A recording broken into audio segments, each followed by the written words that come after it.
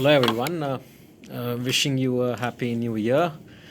And this is my first video in 2020 that I thought of communicating something which I really like to think and talk about, and which I tried communicating through my book last year, Fire of the Soul. By the way, thank you so much for a very well received response from you all. And I hope this book value adds you the way you want it to be. So, something which is very close to my heart is in spiritual sciences, which is, I feel, is the fulfillment of desires. And more than that, spontaneous fulfillment of desires. So I thought in this year, the first video I would like to put across to my people is is on the fulfillment of desires. As per the Vedic culture, as per the Upanishads, what you are is your deepest desire.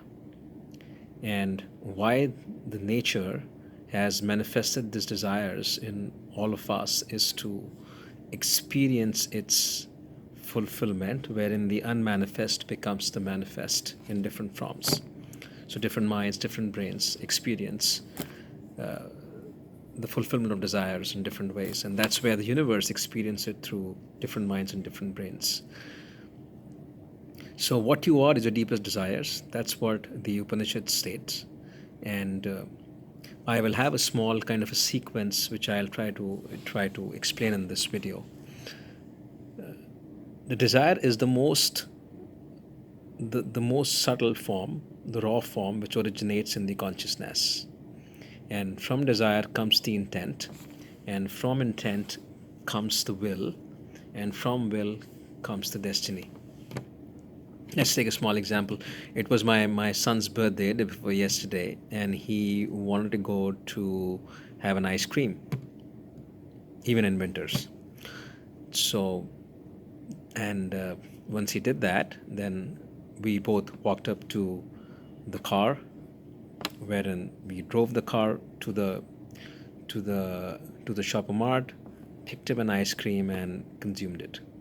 So it started with the desire of having an ice cream, and the intent was to go down to the automobile, to the car. The will was to drive the car, the physical part of the intent getting manifested. Go to the shopping mall, purchase an ice cream, and consume it. So the unmanifested became the manifested, right? So the desire is in a very subtle form, and the closer we are to the conscious, the universal consciousness, the subtler is the desire, and effortlessly it gets manifested because it is the intent of the universe to manifest it to the physical part. If you manifest your desire through cravings, through all the humanly attributes, you take more pressure and stress on yourself to manifest them. When if the desire is in the most subtle form, and you are closer to the universe, that's like your body, then mind, then soul, which we call it Jivatman, and finally the universal mind, by where the desire is being rooted. And if you allow that to manifest it, and you are just a tool in this process of manifestation, it manifests on its own. Because to hold a desire in itself is therefore its manifestation, and you just follow your karmic deeds, which are destined to you in this lifetime. So as desire, the intent, the will, and the destiny.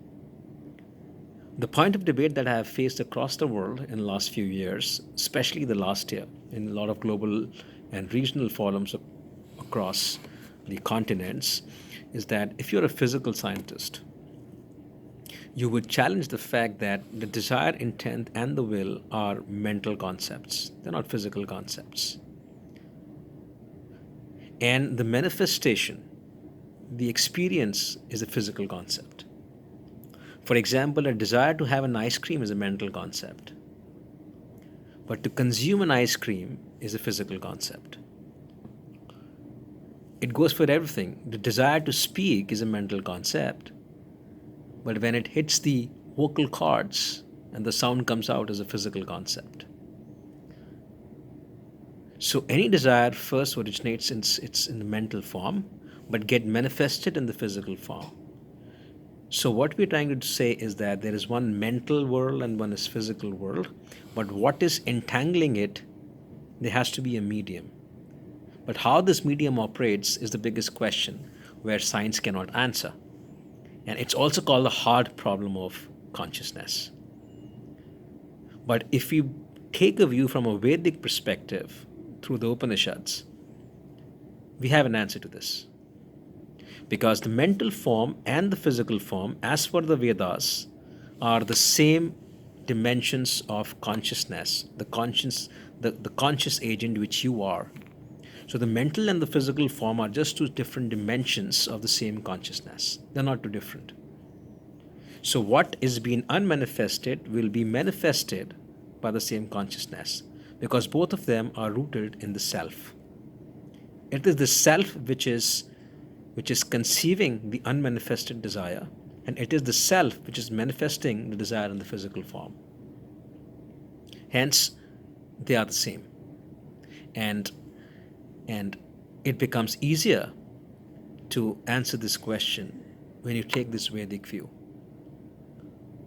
Otherwise, if you're a physical scientist, it'll become hard for you to answer this. But again, it's up to you to understand. So, desire, intent, will, and destiny. This is the sequence that follows.